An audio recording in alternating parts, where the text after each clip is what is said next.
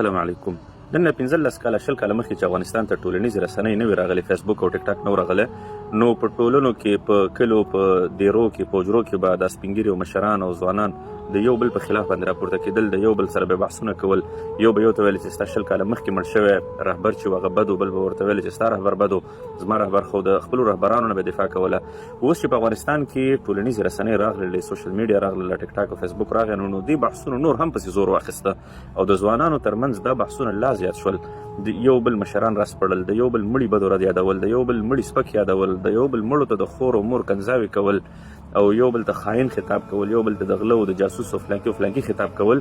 دا دومره حده پورې ورسېدل چې په کورونو کې د دوه ورونو ترمنځ اختلاف راوست، د تره او راره او د ماما او د خورۍ او د پلار او د زوی ترمنځ اختلافات راوستل، کور په کور باندې د لانجې زیاتې شولې. اخر به دا بحثونه او دا لانجې او دا مشکلات تر کومه حده پورې به هر یو خپل مشر او خپل رهبر ګټي. اوله خبر دا ده چې په اسلام کې رسول الله صلی الله علیه وسلم فرمایي چې د چا به یو څوک کافر وي او مړ شوی وي هغه به بد نه یادوي. په اسلام کې د یو کافر چې هغه مړ وي هغه هم د بد رد یادول نه منع شوي دي. نو بیا موږ او تاسې ولې څوک مسلمان وي یا عالم وي یا مثال د خبرې یو بل چا رهبر وي، نو ولې موږ او تاسې بد رد یادو؟ دا ځوانان به تر کومه حده پورې ځي؟ دا خو تر سایکو تر حده پورې ورسېدل د یو بل په خلاف باندې، د یو بل مشرانو انځورونه د سپیو سره او د ځناوراتو سره او د نورو حیواناتو سره جوړ کړل. تر کومه حده پورې به موږ او تاسې په ټولنه کې دا اخلاقي بحران وي؟ دا هغه سوال چې زما په ذهن کې د څو ورځو راهیسې راټوکېدلی او ما ویل چې زه د دې یو حتمي جواب ته ورسېږم، ځکه په نورو ټولنو کې تقریبا چې دغه بد عمل موږ او تاسې نشو لیدلی. نو زما په ذهن کې یو 3 حل لارې راغللې د دې لپاره چې زه غواړم تاسو سره شریکه کړم. اول نمبر باندې حل لاره دا ده، تر څو پورې په یو ټولنه کې علم او پوهه نه وي عامه شوي، په هغه ټولنه کې د داسې بحثونو ختمېدل ناممکن دي. لکه د ښځو غوندې به د یو بل سره دعوې وهئ، یو بل به لیوني کوي، د یو بل دماغ به خراب کوي، عصبیان به شي. هو دغه بحثونه او دغه لانجونه به پسې وانه وړئ. نو د دې حل لاره دا ده چې دا ټولنه د علم طرف ته لاړه شي، چې تر څو پورې تاریخونه ولوستل شي، هر یو تاریخ ولولي، هر یو پوهه پیدا کړي، هر ځوان چې دی هغه د خولې خلاصولو نه مخکې یو څه فکر په خپل ذهن کې پیدا کړي.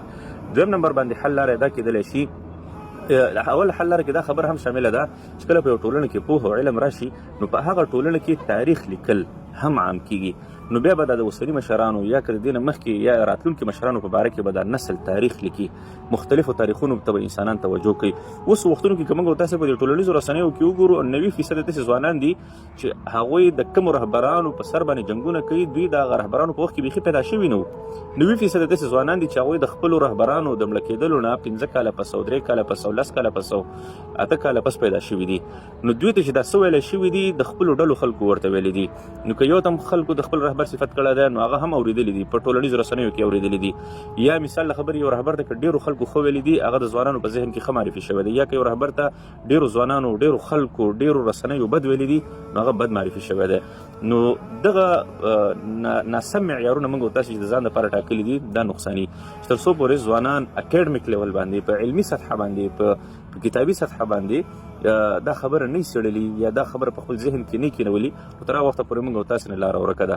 دویم نمبر باندې تنقید ده، چې آیا تا ته په دې خپلو ټولنه کې، په دې رسنیو کې، په دې مختلفو دیرو کې او حجرو کې یا په دې مختلفو پلیټفارمونو کې خلک څه وایي، آیا واقعا دا رښتیا دي؟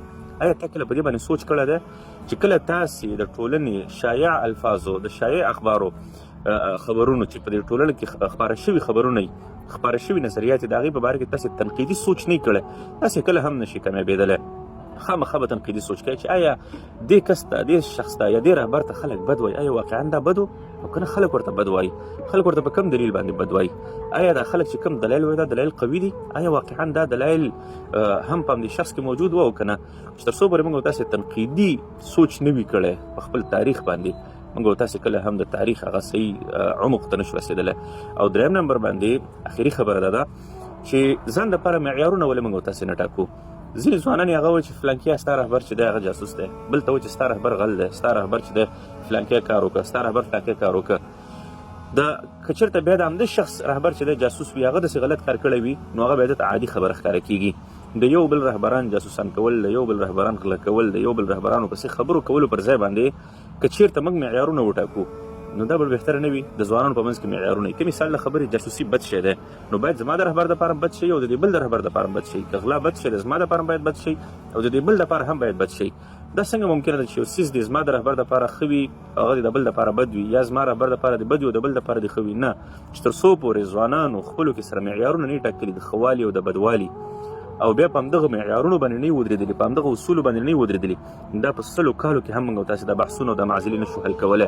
اوس هم په افغانستان کې هم دا بحثونه د تېرو 15 کلونو راهیسې روانې دي او ورځ تر بله شدت اختیاروي، ورځ تر بله دا قوم د اخلاقو نه عاري کېږي، ځوانان د سایکو تر حالته ورسېدل، لیوني شول، عصبي شول په همدې بحثونو کې او په همدې لانجو کې.